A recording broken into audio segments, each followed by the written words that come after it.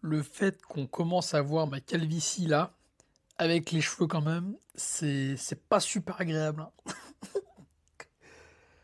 hein. Bon, on se retrouve pour les quarts de finale.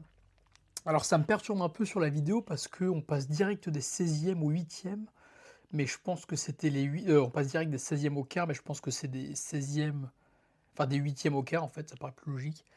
Et voilà. On est le lendemain parce que j'ai fait le montage du coup, tout le monde s'en branle, hein, de ce que je raconte, mais bon. On est le lendemain du jour où j'ai fait les 16e parce que c'est comme ça, les gens se rendent pas compte, mais c'est super énergivore de juger ça parce que ça demande une concentration. Et là, en plus, ça va être surtout la finale, ça va être une grosse battle et tout analyser correctement, ça va être chaud. Donc, on va se théma run de 16e. Et là, on part sur du. Il n'y a pas le son, c'est très bien. On part sur du Onizuka contre Faku. Donc là, c'est. Oh putain, c'est des runs d'une minute 30. Ok. Alors. Ok, Onizuka. One arm front pull-up. Deux one arm front pull-up. Hold ok. Sat. Oh putain, dès le début, c'est violent. Deux sat pull-up to touch. Deux archer. Deux archer. le slide en touch. Wow. Non mais déjà là, qui fait ce combo là? Ok, Maltese. Ah non, way de planche. Tu en supplie, du coup de push-up. Archer. Il y a des biceps énormes. Suppy touch.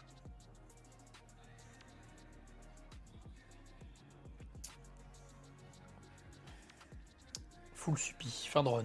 Bah, ah oui, du coup, il a pas fait, c'est 1 minute 30. Mais je pense qu'il a été smart sur. Ok. Faku, du coup, full planche. Push-up, dead planche push-up, deep push-up. Redip push-up. Redip push-up.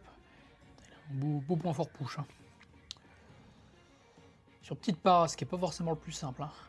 La preuve, ça tangue un peu. Il passe direct sur du front touch, ensuite en archer. Ouais, c'est pas un bon agrès, je pense. Hein. Ok, il a fait sa pull-up. Full planche. Repart en touch. Oh, no false. Pull-up. Deux pull-up en no false. Très bien. Très bien. Ah, il est quand même chaud aussi, un Fakou. Putain. Touch, pullover touch. Touch qui passe pas par contre.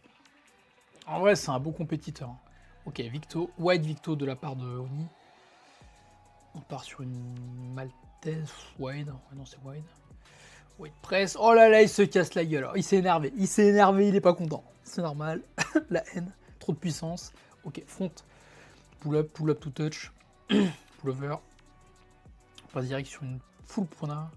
Wide prona, pardon. Maltese. On va dire Maltese prona, Maltese push. To hold. Ok, sat. De 7 pull-up to touch. C'est n'importe quoi ce run. Touch raise, enfin touch pull-up to touch raise, touch raise. Oh là là là là là là.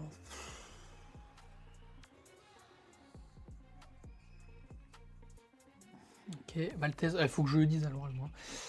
Ok, Archer, push-up normal, Archer en front, pull-up. Il y a un joli volume quand même. Hein. Ok, full planche, subit. Oh, je connais pas ce skill. Stylé, faut que j'apprenne à le faire ça. Et puis deux back pull-up, trois back pull-up to touch ou pas to touch. Oh, c'est trop sympa son truc de rotation là. Ok, faut que le verre pull-up to touch, très belle forme, il est fort. Hein. Enfin, putain, vache, je le connaissais pas, mais violent. Hein. Très chaud. Enfin, si j'ai déjà dû le voir, je pense, parce qu'il a un gros niveau lui quand même. Full planche, ça fatigue. Ok, Maltese. Très bien. Bon, le gagnant, je sais déjà. Je voulais faire une petite remarque. Un truc qu'il faut se dire sur les battles quand même, c'est que un juge, je pense qu'il est compétent, il doit être capable de juger aussi sur le potentiel. Ah, il n'y a pas le. Ok, il n'y a pas les finales. Alors attends. Ah, trop bien. Ça veut dire que je vais juger à l'œil, sans réponse. Bah là, je le sais déjà, parce que du coup, je connais quand même l'issue de Free Power. Donc je sais que c'est Oni qui passe. mais puis j'aurais pas été surpris. Alors, avant de faire l'analyse du truc, ce que je voulais faire une réflexion, c'est que je pense qu'un juge efficace, il est comme capable de dire, dans un endroit comme, les quarts de finale, donc dans un moment comme celui-ci, que celui qui a le potentiel d'aller plus loin, c'est pas tellement uniquement grâce à son run, pour moi, mais aussi grâce à son potentiel, de tenir les prochains runs. C'est-à-dire qu'en gros, là, typiquement, mettons que les 2 aient le même niveau, ce qui n'est pas le cas. Si Fakou, n'avait avait au avait plus de jus à la fin que Oni, ça aurait été logique que Fakou passe. En fait, quand je parle de jus, c'est qu'à la fin, tu encore de quoi envoyer sur les prochains runs. Parce que si tu as tout envoyé sur ta quart de finale et qu'après tu sais très bien qu'en demi tu foutu, bah autant passer celui qui après qui va tenir plus. De toute manière, c'est assez corrélé avec cette logique de niveau de toute façon, hein. Généralement, un mec qui est plus fort va logiquement avoir plus de jus à la fin et avoir envoyé un meilleur run sur, du coup la battle en question, donc pouvoir tenir après. Mais c'est pas non plus impossible un mec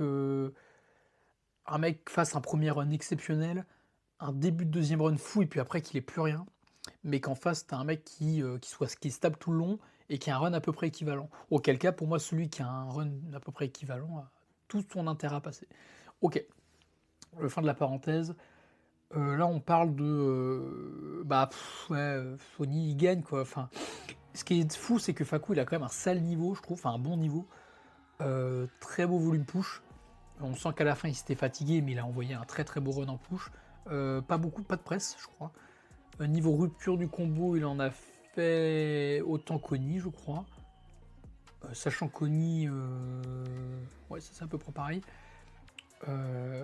Oni, il a fait un fail, ça noté ça, mais bon, après, le truc qui fait vraiment la différence, c'est le niveau, quoi. À un moment, Oni, il a un gros point fort au push. Pour moi, en push, il a pas envoyé autant que Fakou. Il a fait un fail en plus. On va dire qu'il était à 80% du niveau de Fakou sur ces battles-là, cette battle-là. Mais par contre, en face, en tirage, il y a un fossé mais monumental. Mais les runs de Ni, il n'y a que lui qui sait les faire, quoi, hein. Des runs où tu peux envoyer du sad pull-up, des wide archer, des touch raise, tout ça en 15 secondes à une vitesse folle et perfect form, bah il y a un moment, il n'y a que lui qui a ça, quoi, et ça flingue tout ce que tu as en face, quoi. Et je dirais un truc aussi, c'est que Fakou, il a. Honnêtement, ça n'a pas impacté, je pense, sa note, tu vois, mais le fait d'avoir choisi de la para pour faire du front, donc je parle pas de la para longue, ou celle qui est fixée, pas la structure, je parle bien de la para des paradigmes, quoi. C'est branlant, c'est pas super stable. Je sais pas si c'était un bon move. Alors peut-être qu'il est plus confort sur l'épaisseur du grip qui est probablement un peu plus faible que sur celle de la structure, enfin c'est même sûr d'ailleurs. La structure comme c'est là, ça doit être ouais, on est quasiment sur des 50 mm. Là où là sur les petites paras comme ça, sachant que j'ai même pas vu s'il y avait du grip, ou pas beaucoup, on est peut-être sur du 30, 35. Donc c'est un confort. Mais bon, dans tous les cas, je pense que là, ouais, Fakou, il a quand même fait un très très beau run. Même en tirage, hein, il envoie quand même bien. Il a fait du no-false. Il y a un volume touch qui se tient. Non, il a une très belle forme aussi. Donc super beau run de la part de Fakou, mais en face, Taoni, quoi. Donc c'est perdu d'avance. Honnêtement, tu vois, il faudrait que je me pose la question de qu'aurait pu faire Fakou pour gagner. Là, tu peux pas, quoi. Là, il n'y a pas de. Pour les prochaines battles, typiquement, là, j'ai un Bettino contre Edu. Peut-être que je peux voir. Mais là, non, je suis désolé, contre Oni, tu peux rien faire à paraître plus fort que lui, ce qui est impossible. Parce qu'il faut une force, un volume touch, un volume front qui est monstrueux. Potentiellement, tu le rattrapes en push, mais là, il faudrait rajouter du pélican, il faudra rajouter de l'élévation maltaise, il faudra rajouter de l'anneau, et ça sur une vitesse qui est folle, parce que ce qu'on dit pas assez, c'est que Onizuka, mine de rien, au-delà de la force et du volume monstrueux qu'il a, un peu comme Elvin, il va vite. Et le fait d'aller vite, en fait, ça fait que tu peux en placer en 1 minute 30 plus de volume. C'est-à-dire que non seulement. Parce que si tu as deux personnes qui ont 10 to touch, mais qu'il y en a un qui fait beaucoup plus vite son 10 to touch que l'autre, il peut plus vite dans son run enchaîner d'autres trucs, d'autres éléments, enfin d'autres perfs, qui vont lui rajouter plus de points. Donc la vitesse, c'est quand même c'est un vrai point à prendre en compte. Et quand tu es super puissant comme du Onizuka, ou du Mani, ou du Melvin, bah là en face, il faut que tu envoies autant. Et là, Fakou, bien qu'il avait un très très beau volume, il n'a pas été malin. Enfin, il n'a pas été malin, pas du tout, c'est pas ça que je veux dire. Il n'a pas été à la hauteur, mais c'est normal. Et ce que je vais même dire, c'est que Là où potentiellement il aurait pu s'améliorer, heu, pas contre du Oni, mais le fait de faire du deep push-up par exemple, est-ce que c'est vraiment pertinent? La question c'est, est-ce que ça rapporte assez de points pour le temps que ça prend? Parce que la deep push-up, mine de rien, ça prend beaucoup de jus et c'est du temps en plus, mine de rien. C'est con, mais les microsecondes que tu passes à faire ta descente et à remonter, c'est du temps et ça peut jouer aussi. Le seul truc qui à prendre en compte, c'est que les athlètes, je pense, n'ont pas un barème précis de ce qui rapporte des points, auquel cas, bah, de toute manière, ils peuvent pas tellement vraiment estimer ce qui est le mieux ou pas. Faut optimiser ce qui est le plus fort. Là, honnêtement, au vu du niveau de Fakou, il a envoyé ce qu'il pouvait au mieux et c'est ce qu'il faut faire. Ouais, faut envoyer du mieux qu'on peut, hein, dans ces runs-là. Là, il y a pas trop de stratège au vu du mec en face, quoi. Voilà, très intéressant comme battle.